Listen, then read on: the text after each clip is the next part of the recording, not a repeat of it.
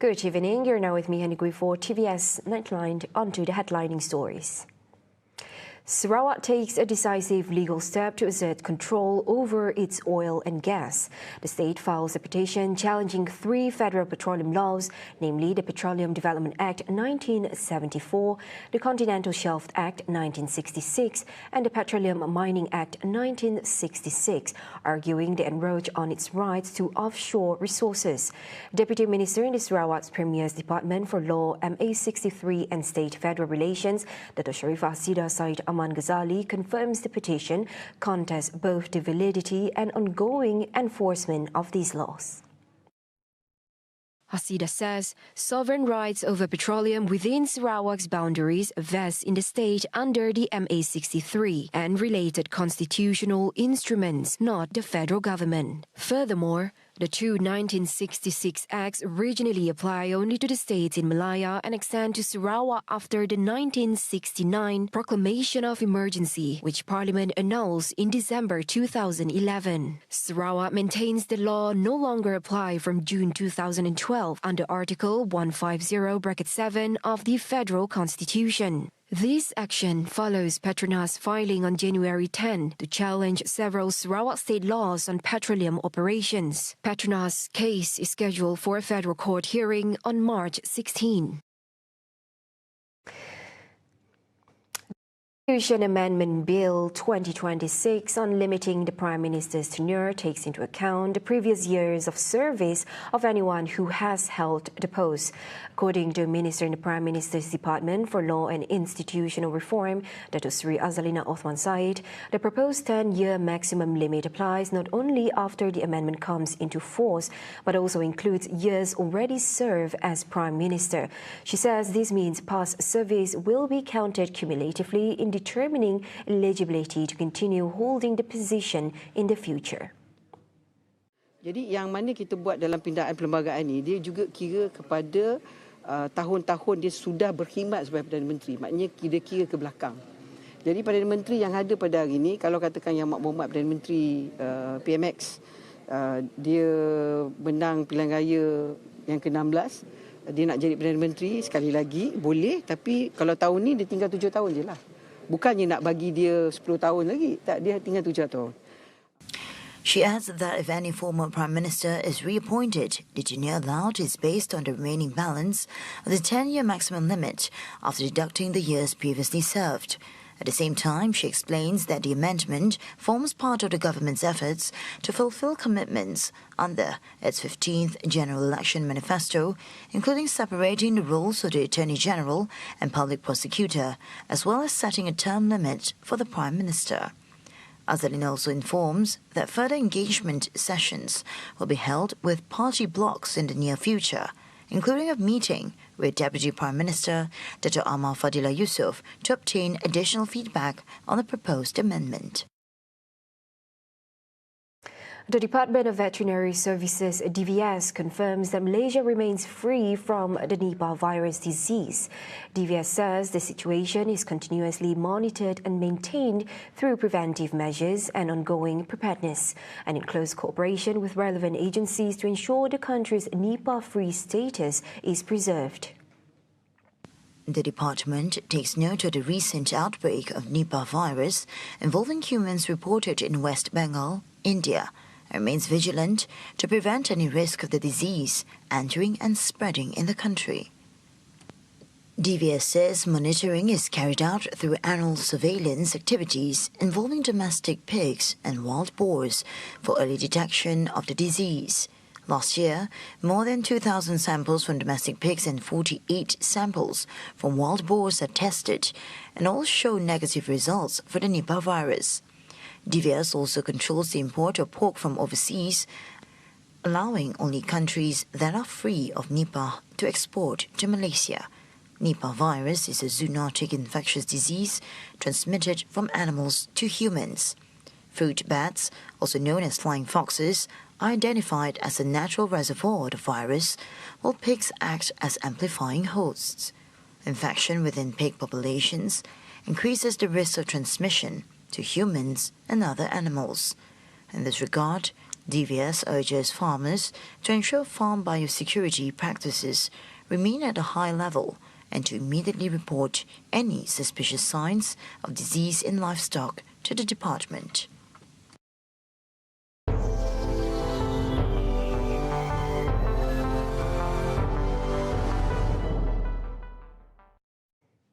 North Korea's ruling party has re-elected Kim Jong-un to the top post of General Secretary, touting the country's nuclear advances during a rare national congress.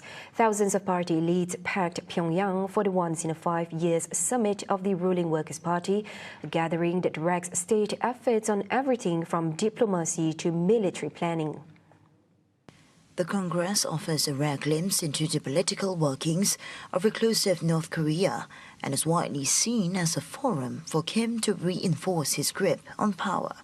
According to the Korean Central News Agency, military leaders made a pledge of loyalty to Kim as delegates rubber-stamped his re-election on Sunday. The party highlighted Kim's efforts to deter unnamed foes by radically strengthening North Korea's nuclear forces. According to the party statement, he has energetically led efforts to transform the Korean People's Army, the cornerstone of national defense, into an elite and capable force.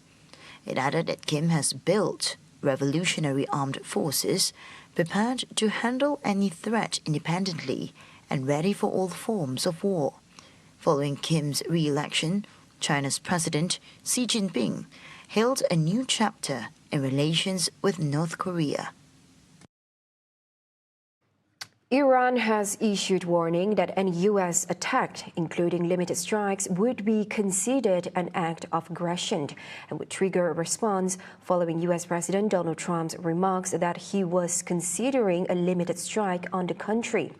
Foreign Ministry spokesman Ismail Baqi told reporters in Tehran that there should be no notion of a limited strike, adding that Iranians had never surrendered at any point in their history. And with respect to your first question concerning the limited strike, I think there is no limited strike. An act of aggression would be regarded as an act of aggression, period. And any state would react to an act of aggression as part of its inherent right of self-defense ferociously. So that's what we would do. Trump said Friday he was considering a limited strike if Tehran failed to reach a deal with the United States. The two countries concluded a second round of indirect talks in Switzerland on Tuesday under Omani mediation amid a major U.S. military buildup in the region. Further talks confirmed by Iran and Oman, but not the United States, were scheduled for Thursday. Iran was represented by Foreign Minister Abbas Araghchi, while the U.S. delegation included Envoy Steve Witkoff and President Trump's son-in-law Jared Kushner. Now back in Malaysia, 2 people are found dead inside vehicles in separate incidents in Melaka and Penang, prompting police and emergency investigations. In Melaka, the body of a 50-year-old man is discovered inside a car parked by the roadside along Jalan Ong Kim Wee in Gajah Berang on Sunday. Melaka Tengah District Police Chief ACP Christopher Patit says police received a report at 3:10 p.m. that the man is unconscious inside the vehicle.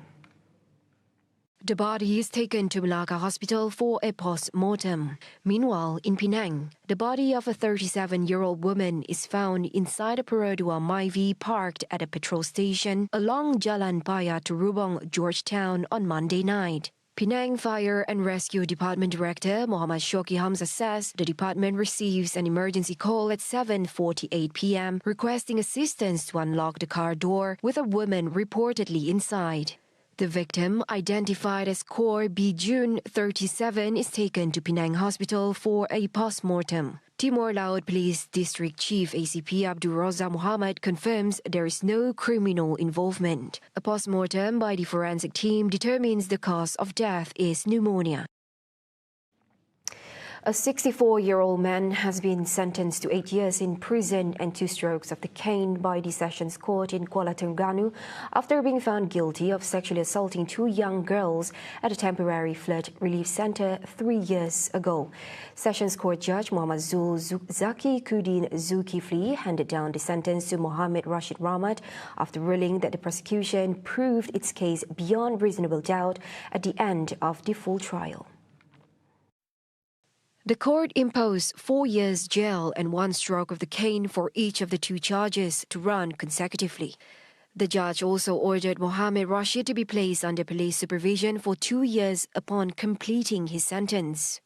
In November 2023, he was charged under Section 14(a) of the Sexual Offences Against Children Act 2017 with 2 counts of sexual assault involving 2 victims, aged 7 years and 4 months and 7 years and 5 months at the time of the offences. According to the charge sheets, the assaults took place along a corridor at a temporary flood evacuation centre set up at a primary school in Kuala Nerus between 6 p.m. and 8 p.m. on November 22, 2023.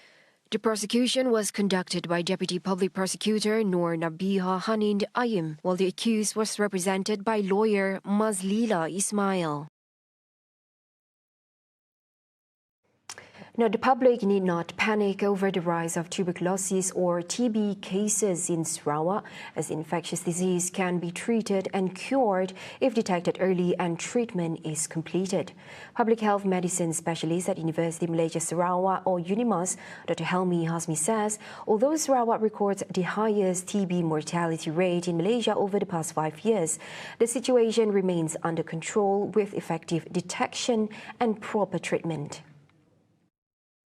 Sarawak merekodkan kadar kematian TB yang tertinggi di Malaysia dalam tempoh 5 tahun, iaitu sekitar 12 kematian bagi setiap 100,000 penduduk berbanding dengan kadar nasional sekitar 7 hingga 8 per 100,000 penduduk.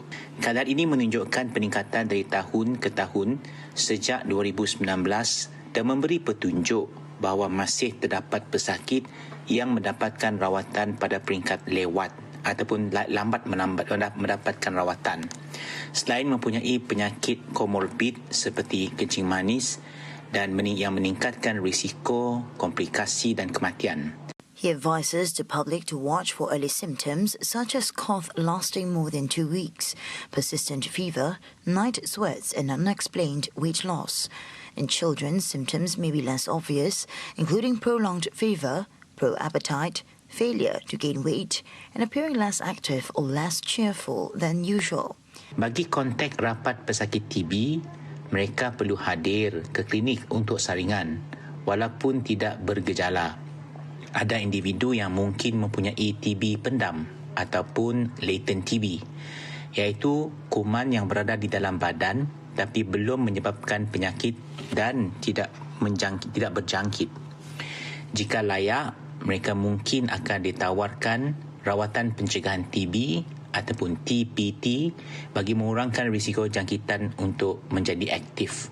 Dr. Helmi, who is also Deputy Dean of the Faculty of Medicine and Health Sciences at UNIMAS, stresses that patients diagnosed with TB must complete their full course of treatment to break the chain of infection and prevent the bacteria from becoming drug-resistant, known as multi-drug-resistant TB or MDR-TB. He adds that controlling TB is not solely the responsibility of healthcare workers, but requires cooperation from patients, close contacts, families and the wider community to curb the spread of the disease. And those were the updates on TVS Nightline. I'm Handy Gui. Thank you for watching. Have a good night.